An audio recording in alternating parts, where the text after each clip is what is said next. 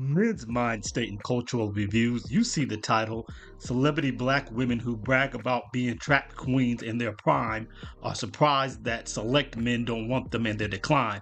We're going to get right into this and we'll come back with some comments. Bad boys. Wow. I was into them. I feel like Bad Boys always was liking me. And I'm like, I don't want to go to the trap house again. I did a few times and it's like, it's boring in there. Yeah, well, the trap I'm house is where you can find me. I love that song. Well, I was young and dumb. I grew up, Yeah. I mean, our taste changed. I was in an interview with Now, you heard what she said. You could find her in the trap house. Bad Boy was her. That is not new. No, this is not new. It's very typical, as Dee Dee goes on to say. We're going to use some clips from Dee Dee's channel and O'Shea Duke Jackson. Not going to use much of their commentary, but we are going to use their video as they have the clips that I need queued up. So shout out to both of them. We're going to keep it going. Let's hear the rest of what Keke Palmer and Taraji P. Henson have to say on their trap queen fetish of old. More accepting of the outcome because of their choices, but no, they're delusional. Let's continue. Sierra where she like the palette changes. Absolutely. As you get older, you want different things out of life. You want different things? Yeah. I love Whoopi's quote. She said, I don't want somebody in my house. I relate to that. I don't want nobody in my damn house. Baby, listen to me. Now you're talking. It's so good. You keep talking about all these relationships, and I'm like, what the last time I had? It's not even that. It's just that I have fought to find this peace that I have. That's right. I am, and so That's right. I protect it fiercely. That's right. Fiercely. Even to the point where it's like, hey girl, let's go out. If I leave my house and come to where you are, is that going to disturb my peace? Like, those are the questions I ask. No, that is the big question for me and anything when I'm thinking about dating is, are you going to disrupt the that's going on over here? Because I don't want no disruption. I'm cool with it getting to know and an enhancement, but I don't want any disruption. And it's like, you don't want to be so stringent because you know that, okay, there's some tips and bumps, but it's like, I'd rather just be chill with me. Like my mom used to always, I can do that all by myself. That part. I did a movie. You know what I mean? Well, Did the movie? Taraji, you've been living a life. And now Keke Palmer is on her way to living the same life. She's already admitted she did the trap queen thing the same as Taraji. And then Taraji had a son out of wedlock. Now Keke has had a single son out of wedlock.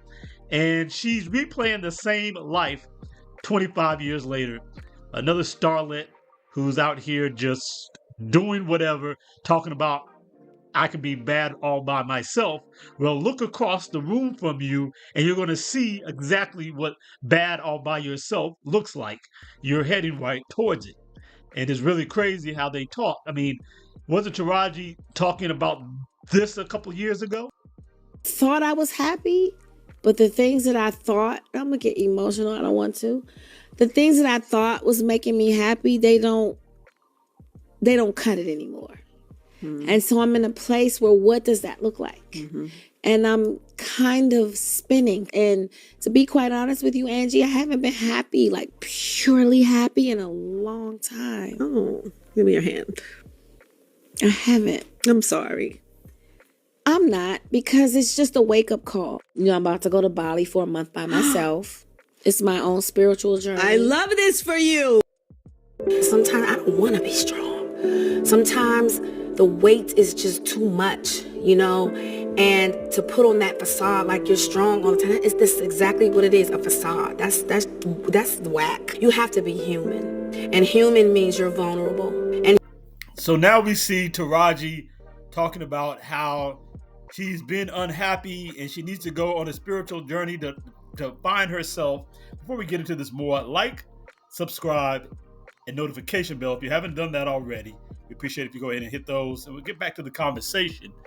She's now wants to find her happiness late in life a couple years back, and it seemed like maybe a light came on. She was understanding that leading with this mind state of being strong and having that label and leading with that is not really the flex that Black women have made it out to be. It's not working. It didn't work for her. She seemed to be getting a notion and getting some sense and getting a clue and turning the corner to where she might right frame her mind so that she can have a marriage and secure a man for the long term, a select man that she would want to be with who could take her serious even at this late stage. That if she had her mind right, maybe she could go down that road. This was 2 or 3 years ago when she was making these comments. Now we see her back to the foolishness, and now it's I can do bad all by myself, and holding up Whoopi Goldberg as her paragon, as her icon of how she's going to live. So I guess now she's ready to buy a dog and die alone, just like Whoopi is alone, headed for the grave. Because she tried to right set her mind, but it was too late. She was 50, just starting to get the clue. And when she didn't get the immediate results she want, she went on a journey of discovery to Bali and going and doing the little solo trip and eat, laugh, love, and all that foolishness. And it didn't work because that's not the transformation or the healing that's needed. Because that didn't work, then she just threw that all out the window and went back to the modern feminist kind of mind state of, well, I don't need no man in my space.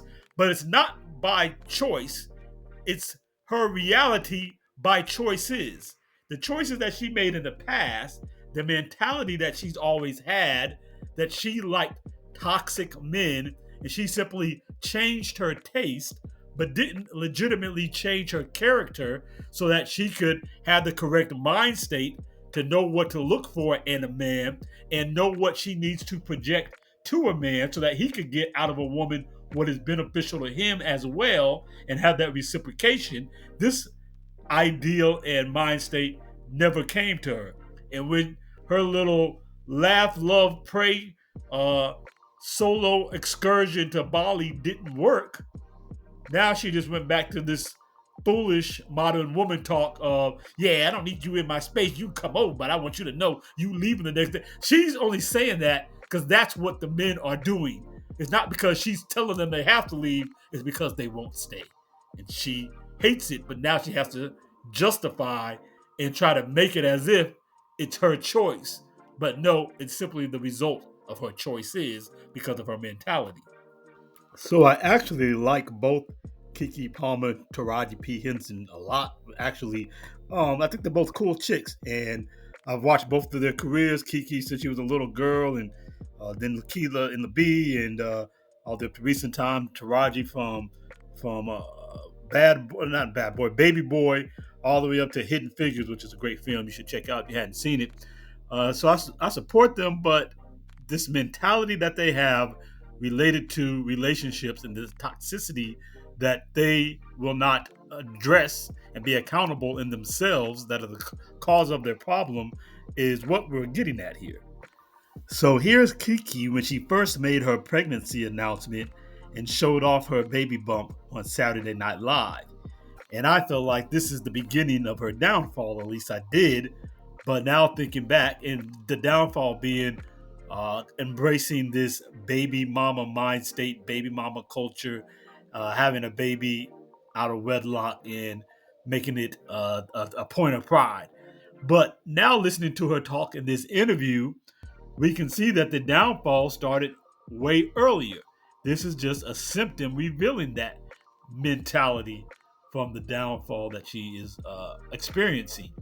And that same toxic mentality that makes her drawn to criminally and violently toxic men, that would make her go to a trap house when she is rich and famous as a woman and still want to be in that environment and be attracted to that environment, again, which reveals something about what's in her. That is the result of, again, her mental mind frame, her cultural disposition, her value system, and all of this is what encompasses a person. And this is what she projects. See, this is why she has to take care of a man who doesn't have anywhere near what she has. This is why she can't get a man on her level, even though she's been easily exposed to men of high status, select men, the most attractive men, the most financially secure men. She's been in their orbit her whole adult life and has always had the opportunity to attract those men, and could, especially as a young woman, of her accomplishment being in those circles, from whether it's actors, millionaire athletes, or corporate guys, the biggest entertainment lawyers, or other lawyers and doctors and people in the business realm. She's with multimillionaires all the time. And she had every opportunity to be with a guy like that, but a guy like that was corny, right? Didn't excite her. So her mentality drives her actions and dispositions, which leads her to make decisions such as her being not only willing to engage in baby mama culture, but then you see the toxicity show up in how she conducts herself in a relationship, going out in public in a leotard with a see-through skirt, which is to have no skirt on. She basically went out in public with a swimsuit on, wearing some pumps. And not only does she do that while in a relationship and disrespect her man because she's toxic, and she thought that was fine, then furthermore, she flirts and pushes up on another man on stage at a show, and she doesn't see that as being a problem, though she has a boyfriend and a child with that man at home. That's not relevant to her because she is a toxic, strong, independent woman, and she does what she wants to do, and nobody's going to tell her otherwise. That's her position. Now let's see how that toxicity plays out to its greatest extent in this next clip that really demonstrates where she's coming from in that regard. Before that, let's look at this other clip where, like with Taraji a couple years back, I thought Keke was turning the corner in her mentality with some comments she made on another podcast a few months back that seemed like she was right setting her mentality. Let's listen to those and then we'll comment. So I'm supposed to find love, but he's got to have a certain amount of money, but at the same time, I got to still be like, guys, what's going on here? Why am I? Nobody cares when a man finds his woman under a bridge. No one cares. No one cares. And I frankly don't care if that's who you love. That's who you love. Why do we have to deal with that? Yes. That to me makes no sense. I ain't never look. My daddy told me a man needs to treat you right. Mm-hmm. He needs to handle and service you in whatever way you need service. Let me tell you one thing that Keke don't need. Money. So it seemed like she was understanding that finding a man wasn't about money and trying to find a man that's even richer than she is, and that she wasn't looking at men and saying that the only thing they can provide is money. She wasn't shaming men who date with a power imbalance, as the feminists try to push as some kind of abuse. If the man makes a lot more than a woman, by definition, he's abusing her, or he only wants to be in a relationship so he can have the power balance to abuse her. She wasn't downing that and trying to run that shaming tactic. So it seemed like she might be right setting her mind or have a better mentality towards men in relationship than the average modern woman. But then we find this clip that I heard on O'Shea Duke Jackson's video that changed all that for me and showed me that toxicity that we understood from her dating trap boys and how it manifests. So here we see the toxicities ultimate manifestation.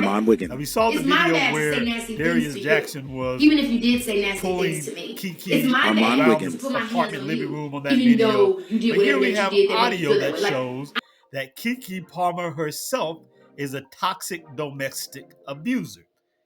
She puts hands on a man in response to words. She feels it's her right to do so because, quote, how you made me feel.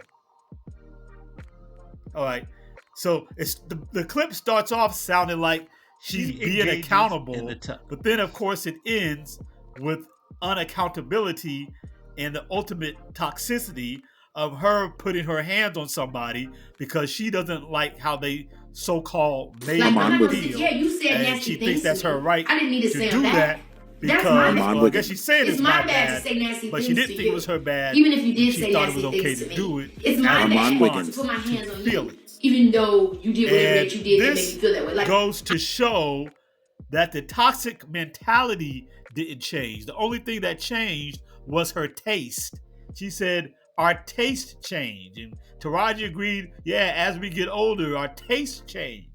But your character hasn't changed. You are still the same person that you were. Your taste, i.e., your desire for how men treat you changed. Again, after they ran these chicks down through it, after Pookie and Ray Ray drugged them down through that thing, now they want different treatment, different taste for different treatment for men. But their mentality towards men in relationship is still the same toxic mentality they've always had. Therefore, only thing a man can get from them is the same reflection of the trap house Pookie. They're the Pookieishas that a select, productive, high-achieving man is supposed to come in and want to bring her and her toxicity and her child from another man into his life to receive these same toxic mind states of, I really don't want you around. You can just stay the night. I could submit to your ding dong to come get in my bed and dominate my sexual organ through the night, but I can't submit to your character to lead me in the daylight. So this is kind of, again, what it all comes to. So now going back to Keke, she changed her taste, but she hasn't changed her character. The same toxicity that made her attracted to D-boys in a trap house before is still the same toxicity in her now.